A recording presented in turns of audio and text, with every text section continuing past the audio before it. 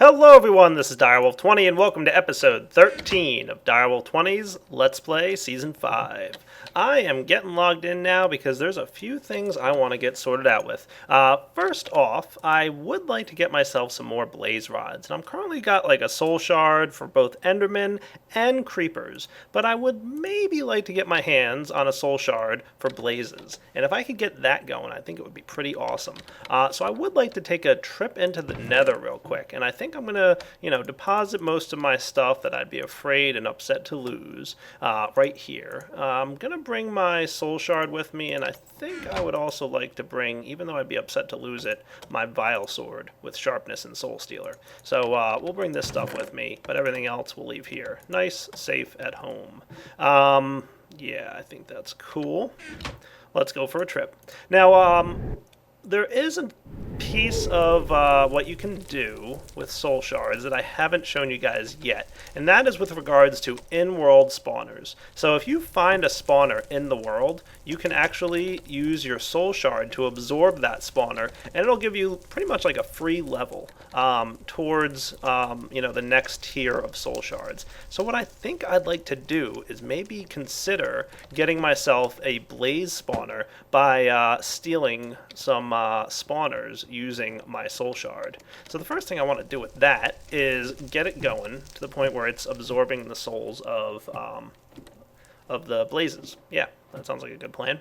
So I know there's 2 nether fortresses in this nether spawn. It was a terrible spawn until I discovered that. And then I'm like, alright, it's still a terrible spawn, but it's not that terrible, because I got 2 nether fortresses from it. So I think I'm going to go explore them, because typically, as far as I know, there's like about at least 2, aren't there, blaze spawners in these things, usually? Probably, I guess. I don't know. But I'm going to run around here. I'm guessing there's one up this way somewhere, somehow. So, ooh, there's one, right? So that's one right there.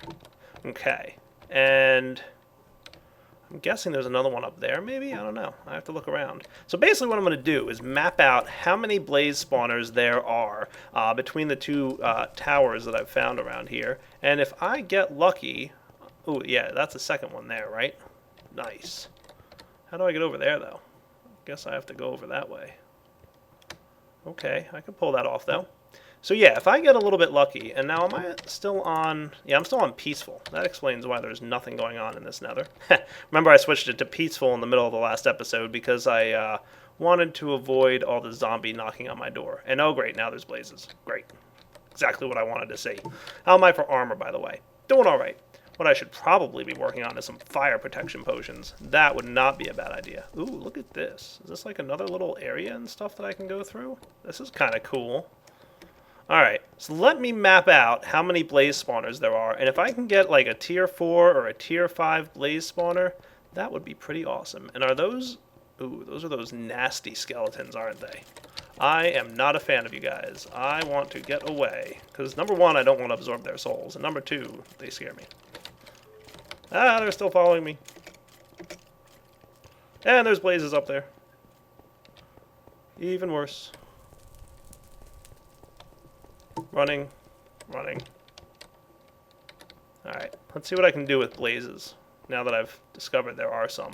And unfortunately, I can't just, like, set a torch here and prevent them from spawning. Hey, into fire. Cool. Nice achievement to get there. I am dying. Alright, so I've got a blaze soul in the shard here, so the shard is pretty much set. Why don't I see what I can do about this fire issue, and whoa, there's more blazes down this way? I guess there's a spawner down here somewhere. Dude, look how many there are, that's a lot! Alright, I'm making a jump for it. Whoa! I'm gonna head back home and see what I can come up with to help protect myself against some of this fire. I'll be back. Alright guys, hanging out back at my house, and there's a couple things I want to make here. What I would first like to try and make is this item. If I put some rubber in this table with some orange dye, I get myself a hazmat suit. Awesome little tool. And I can also go ahead and put another piece of orange dye up here, and a little bit more rubber to get me the hazmat suit leggings. Awesome. Hazmat suit is cool. Ha! Look how cool I look. But there's actually another piece of armor I need with this. Actually, two more pieces. For this one, I'm going to need a piece of wool. So do I have any of that laying around still? Yeah, I do. Awesome. So the wool recipe is pretty simple. This will get me rubber boots. Rubber boots, by the way, also help with fall damage. So that's pretty nice. Look at how cool my guy looks now. And the final piece of this puzzle, I'm actually going to find over in my project table. So let's go over here, and I should have, nice, some iron bars. Combine these guys with another piece of orange dye, some glass, and some rubber gets me the scuba helmet. Now the scuba helmet can actually help me breathe underwater, but that's not what I'm going to use this for. Now that I've got this crazy contraption, the hazmat suit, by having all of these, it provides protection from fire, lava, nuclear reactors, and a couple other cool things. Oh cool, I got some blaze rods. Awesome. But for now, I'm going to put my nether wart away. And this should help protect me from,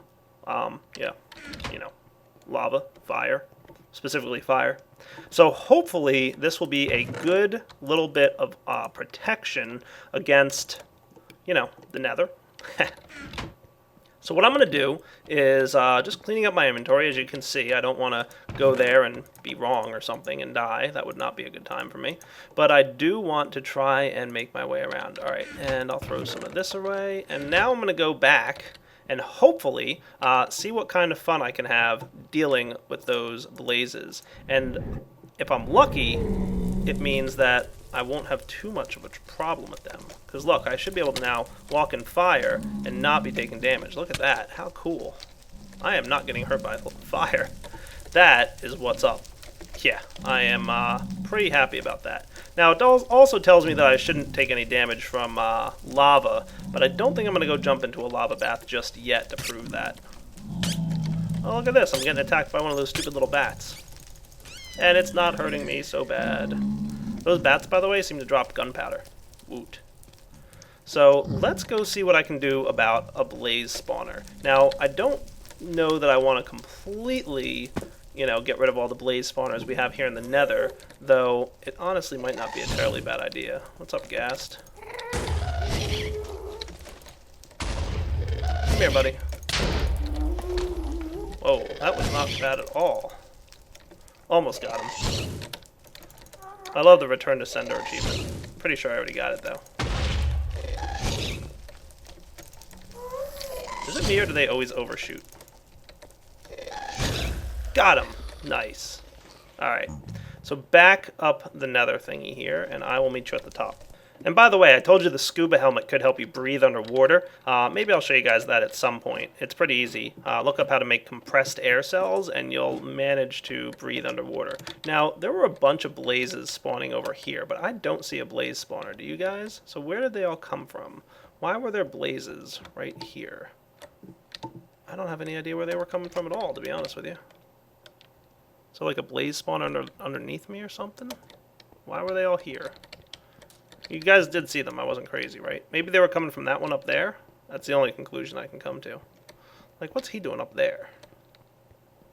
I need a better way to kill these guys from a distance, too. I mean, this vile sword is cool, but they like to fly around and...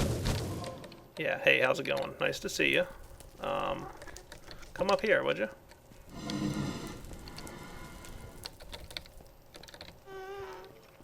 Oh, look, it's one of those nasty skeleton dudes.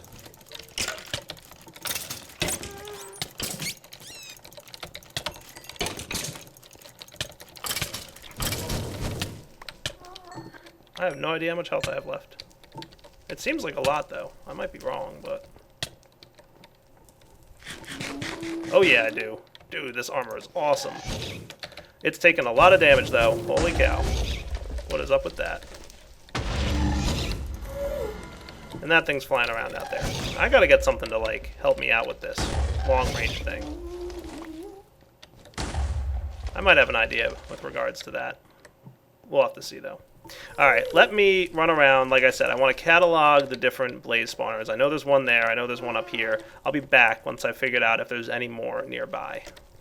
Alright, guys, I really quickly set up a little bit of a protective barrier around this guy. A couple of blazes had spawned already, but this is kind of like my little protective area here. Ideally, blazes shouldn't be able to escape once they spawn, you know, provided that I actually keep the doors closed and stuff. I guess sometimes they can spawn outside this area, but I think for the most part, they should spawn inside. Look at you guys, being all sneaky. I think you're spawning out there, aren't you? Darn. Well, what I'm actually trying to do... See, this guy spawned inside. He couldn't get out. I'm trying to get at least a level 1 blaze rod. You can see I've already killed 35 of these. Technically 7, but because of the enchant, it counts it as extra. Come on up here, guys. I won't bother you. And if I get 1... tiers worth, I should, if I absorb a spawner, get another set. Oh, I'm on fire. That's probably not good. How am I doing? Oh, I am really low on durability. This durability of this suit does not last.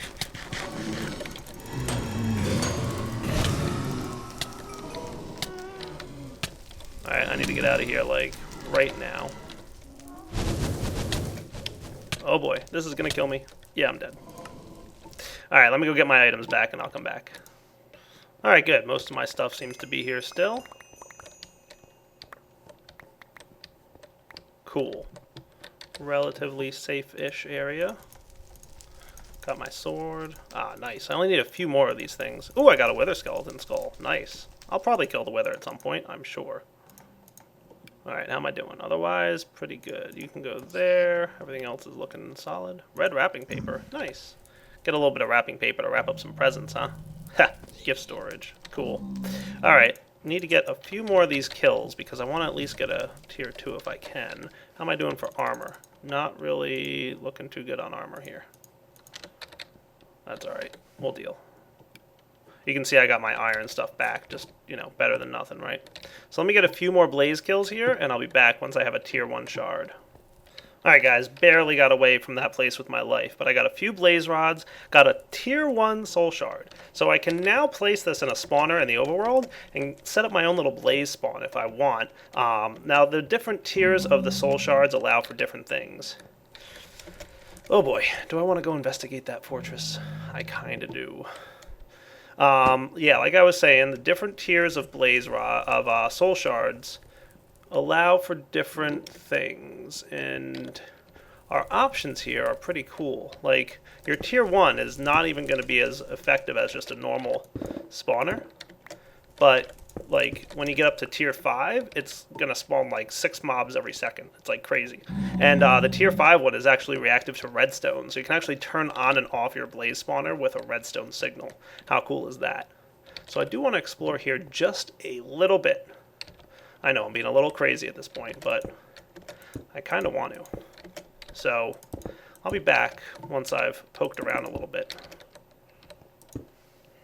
See, look at that. There's like 1,000 blazes back there. What is going on? Running away because of wither skeleton. Alright guys, I couldn't resist. I came back. So I'm going to be killing some guys off camera here. Hopefully getting to a decent level soul shard. And also collecting just a few more blaze rods before I can get into this next build. Because basically what I read and what I forgot about was that you actually have to get up to a tier 4 soul shard before you can actually put something that would normally only spawn in the Nether into the overworld. So in order for something to spawn outside its normal dimension, it has to go into a tier 4 shard. So keep that in mind. Alright, so I'm going to charge this guy up, and it's only a 5 that can be responding to a redstone signal. I kind of want to get a 5, but I'm not going to spend this whole episode doing that. So I am going to show you guys a neat little trick here that is actually pretty cool. I'm going to go do it up here, I think, in this other one that I found. Where's that other blaze spawner? It's way over there, isn't it? Yeah. I have to go that way. Let me get over there. So check out this cool trick after I kill these guys. If I just come over here and right-click on this guy with the soul shard, boom, I break it, and I got a huge amount of souls. I actually got 200 from that. Awesome. And now I'm getting assaulted by these guys, and it is not cool. There's a lot of them around here, isn't there? Come on, guys, bring it on. Just get a little closer here. Oh boy, that's too close.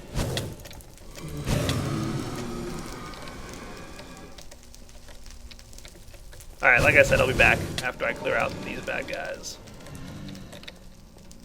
Found another spawner in that other area. It's actually really far away. I'll show you where it is after I'm done killing these guys. I want to find one more if I can. And there's another one. Nice. We're getting somewhere now.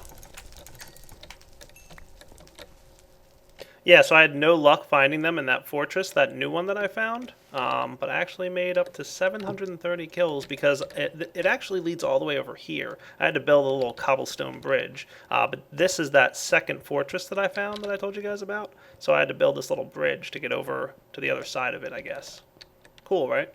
So, yeah, that's where I found the other two spawners. Awesome. So 730, and remember it's 1024 that'll get us the top tier. So we're already up to a tier 4. Of course, tier 5 being the best one, but a tier 4 can work in the overworld. I just don't think there's an off switch to it. So, especially with the blazes, because blazes won't turn off with light. So we'll have to think about what we want to do with regards to this. The other thing to note is if I do put this in a soul cage, I can get it back, but when I do get it back, it'll be at the lowest version of a tier 4. So let's say I have like 1023 and tier 4 is 512, right? And you need 1024 to get to tier 5. So let's say I have like 1,000 kills on here and I only have 24 left and I put it in a soul cage. If I then break the soul cage, it'll only be a tier 4 with 512 kills on it. So don't do that unless you're really prepared to like stick with it, because right now I would lose 200 kills if I did that. Now an easy 200 kills I can get from that other spawner back there, but for now I don't want to give that up because it's my only source of reliant blaze kills. So let me go back to my base and see how I'm doing with blaze rods. Alright guys, so like I mentioned at the end of last episode, it's time to upgrade my nifty little setup that I've got here. I've got a bat box, I've got a generator, but I definitely need more industrial craft power to get things going. So I've got a bunch of resources on me. I'm actually going to make right now, real quick, just 4 generators, I think. So let's just do this. I'm going to need 4 furnaces. I made an extra one, oh well. And I'm going to need 4 machine blocks. And I'm going to need 4 batteries. So you can see I've got pretty much all the resources I need here. And some tin. Yeah, there we go. Oh, derp. There we go. And that'll get me what I need to get going here. Cool. So there are 4 of the generators, okay? Let's also pick up the generator that I've got over in that room. And for that, I'm going to want to use my industrial craft wrench. Remember I said to use your wrench when you're picking up these items, because there's a chance that they'll break if you don't. There's actually a chance they'll break if you do, but it's unlikely. What I'm actually going to do is create a geothermal generator. Now, just like my magmatic engines, the geothermal generators can create industrial craft electricity using lava. I need a couple empty cells, some generators, and some glass and refined iron. Empty cells are real easy to make. You get 16 of them for 4 tin. And they're the industrial craft way of storing liquids. So I'm going to go grab the 16 of them, and that can go in like that. I'm going to need some refined iron and the generators and some glass. Cool. 1, 2, 3, 4, 5. Boom. Geothermal generators. Excellent. Geothermal generators are a great way of creating power, especially early on in the game. Now, the other thing I'm going to want to do here is create this other machine, and for this I'm going to need a few more resources that I don't happen to have on me just yet. But it's going to be pretty awesome. I'm going to grab myself some redstone, probably get a bunch of that stuff. I'm also going to need a little bit of gold, and I've got good amount of refined iron here. I've got a couple diamonds. I'm definitely going to need that. And I'm going to need some rubber. Let's go ahead and put this stuff together. So diamonds, when you surround them with redstone dust, and you can see me doing that here, gets you an energy crystal. Energy crystals are like the tier 2 version of a battery. So they can store quite a bit of energy, as you can see here. A normal battery can store 10,000 EU. The energy crystal can store 100,000 EU. So this stores 10 times as much energy as a battery. Cool. But what I'm going to do is actually use them in a machine. So rather than using them as batteries, I'm going to use them to create a device. But for this, I'm going to need another type of wire. It's actually gold cable. Now, gold is like the higher tier version of cabling. So you've got your copper cable, which is pretty low, and the gold is the next tier up. And actually, gold is so, crazy that you actually have to have 2 layers of insulation on it. So you can see I've got normal insulated cable and then 2x insulated gold cable. So this has twice as much insulation.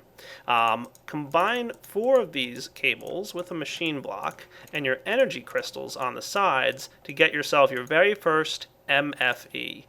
This guy is a nifty block. He can store quite a lot of energy.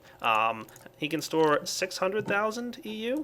So you just place him on the ground, and just like the bat box, he has one output face, and that's where the energy comes out. And you want to give him a good hit with the wrench to pick him up. Now, the interesting thing about the MFE is the amount of energy it outputs. Bat boxes, as you guys saw, can output 32 EU per tick.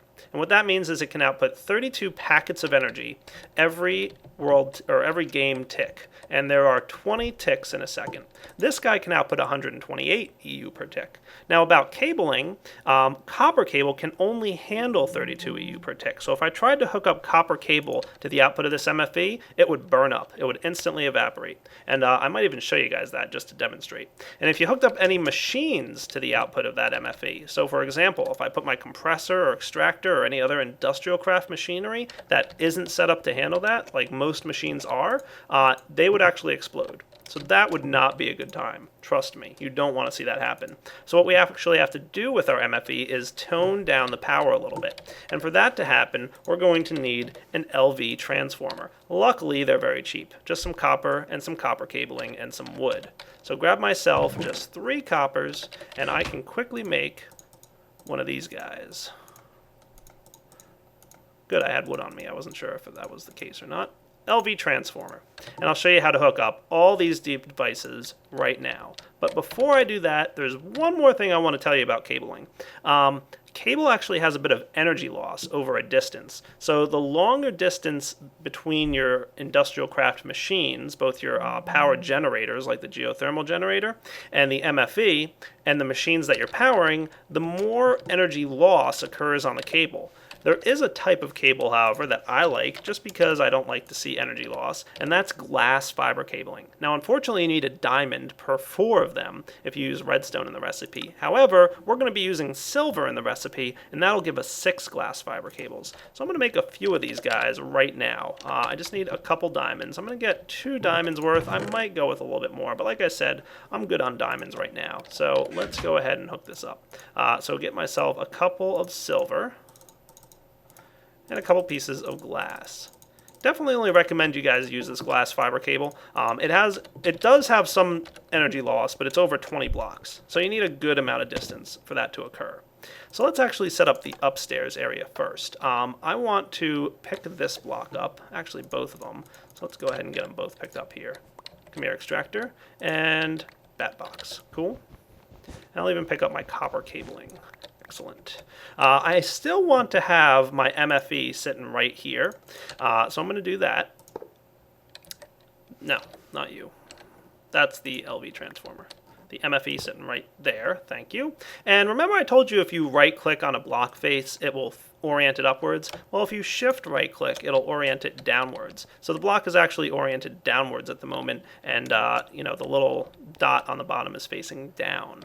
Now, as for the LV transformer, you'll note that there's a side with 3 dots, and every other side has 1 dot. So what you have to do is hook up the 3-dot side to your high voltage current, or your medium voltage in this case. The 128 is actually medium voltage, and the individual dots get connected to the cabling. So I'm just going to do that, and that should be good. And we should see here that everything is cool because all sides have 1 dot. Beautiful.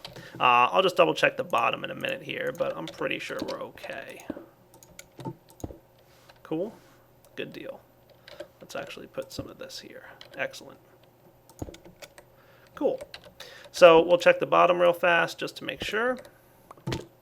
Yeah, 1 dot there. So that's telling me that the 3 dot is facing up towards the MFE. So the energy is going to flow directly into the transformer and then instantly get down converted to low voltage power. And that low voltage is what's going to hook up to our extractor. And because it's really only traveling 1 block, I can probably still have a copper cable here. Like I said, if we didn't use this low voltage transformer, we'd be in a bit of trouble. Okay, let's cover up the flooring. Now what I need to do is get power into this MFE. So how are we going to do that? I'm thinking I might want to run the cabling up this way maybe? That's going to be a little bit exposed to the outside. It's either on this side or on that side. So I think if I went like, could probably figure something out here. You know, like if I just put a block here and here, like that's just going to cover it up from the outside. Or no, you know what? Yeah, I'll just put a block here for now. And I need to run my cabling up this way, I think. So give me a few minutes to figure out how I want to do this, and I'll be right back. I'll be honest with you guys. I wanted to run the power into the bottom of this block. But it's given me a little bit of a heartache because I don't want the LV transformer here to get in the way of the power cable, because I want my geothermal generators to be down in the basement. So let me try and come up with a good solution to this.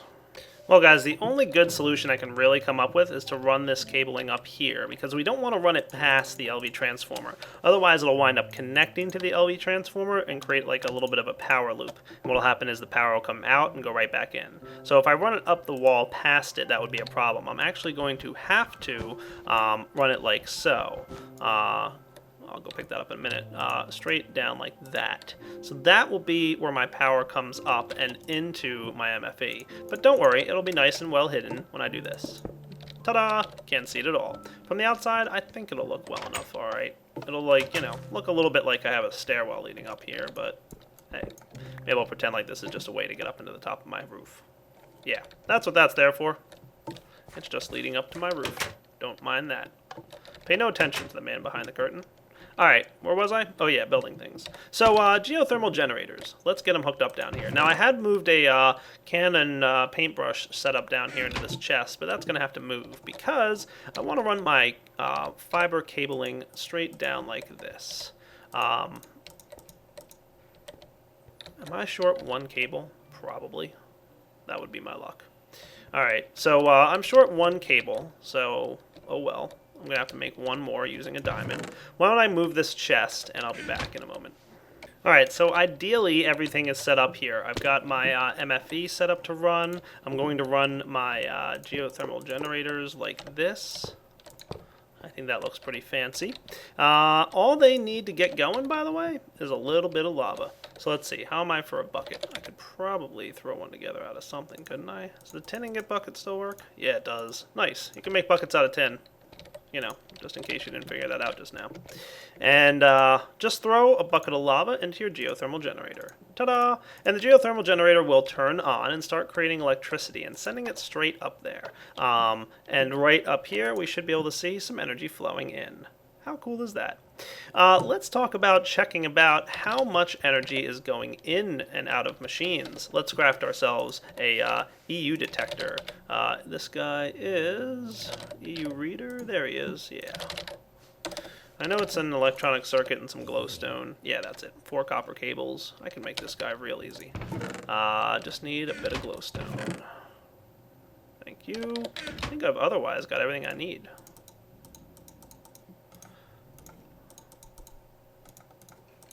Electronic circuit, copper cables, and glowstone. Gets us an EU reader. This is a pretty nice device. It'll tell us all about the energy flowing through our wires and stuff. So you can see there, this guy filled up about 20,000 EU.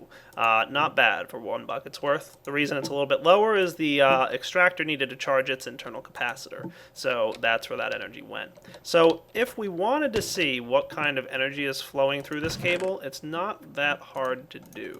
All I got to do is right-click on the cable with the EU detector, and it's going to start a reading. So let's do that now. So you can see it's producing the energy, and this guy produces quite a bit. Remember I told you the upstairs, the guy up there was creating 5 EU per tick? Well, this guy's actually creating 20 EU per tick. So very good. And with 5 of them, we'll have 100 EU per tick. Not bad at all. So that's how you do it. Just right click, wait a little bit, and click again. And it'll tell you an average over a period of time how much EU is traveling through the wire. Because some machines, you know, pull more or less EU over time. It's a pretty crazy system. So there you go. Now all I got to do is run some stuff straight from over here. I got to run that liquid cabling all the way across the room so that I can transfer my lava from there to here. That shouldn't be too bad, right?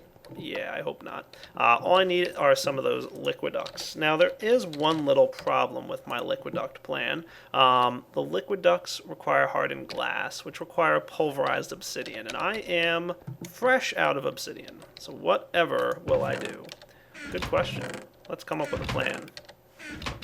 Alright guys, I usually don't like to start any new machines once we've already hit the 30-minute mark, but I should be able to make this one happen pretty quick. So I'm over here in the Nether collecting a bunch of lava. Now you know that we can use lava to create obsidian, right? You can actually use it to create a couple things if you combine lava and water. And for this machine, I'm going to need a couple items. So why don't I head over to my chest and get what I need. So for this machine, I need a piston, machine frame, and pneumatic servo. I'm also going to need some glass and some tin. This guy's called the igneous extruder, and he's actually a really nice little device. As you guys know, and you know what, actually, before I head down here, I want to go back up. Thank you. I love that thing.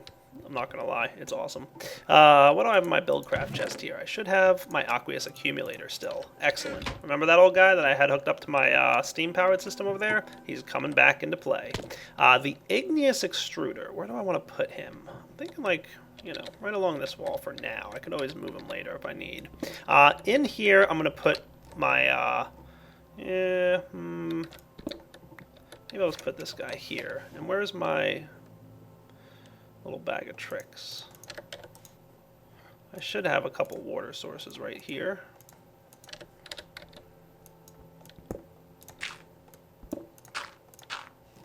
Right? There. There. And collect them back up, just so I still have water in my bag. Awesome. Alright. And then right...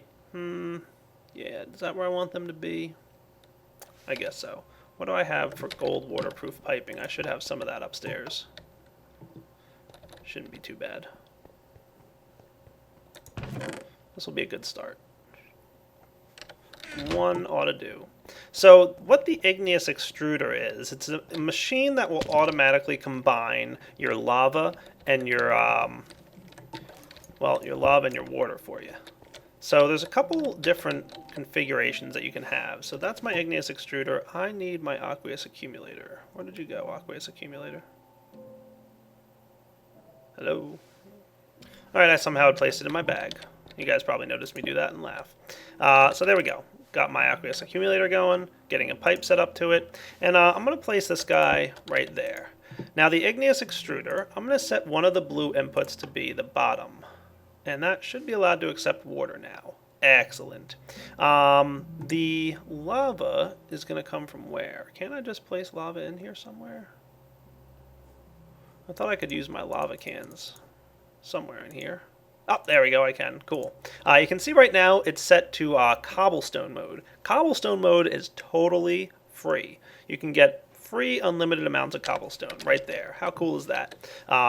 Just like you would with a cobblegen. You know, you could easily set up a cobblegen in here and get yourself tons of free cobblestone, but that's not actually what we need.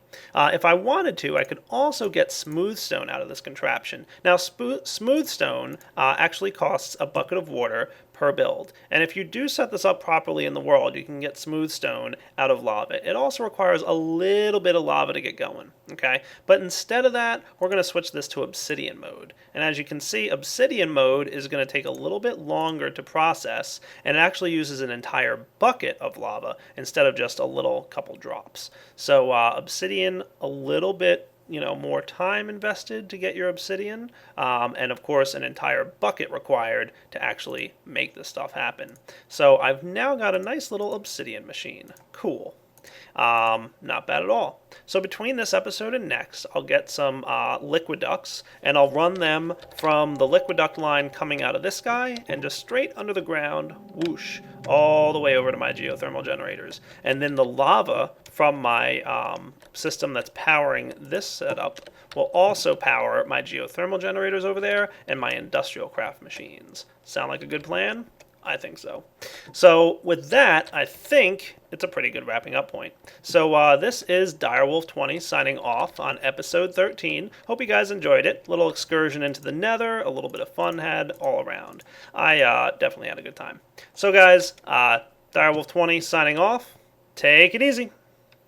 Alright guys, as I am occasionally want to do, I lied about wrapping up because I just wanted to show you real quick that I did run some liquid duct straight over to there. You can see it, doing its job, taking care of what it's supposed to. Come on, let me out of this hole. And yeah, basically all around working out. So, liquid duct runs all the way over here, straight underground, dumps all the lava into my geothermal generators, and they are now running. How cool is that? Awesome. So, alright, really now, signing off, episode 13. Hope you liked it. Hope you had a good time. Come back for episode 14. Lots more to do. Take it easy.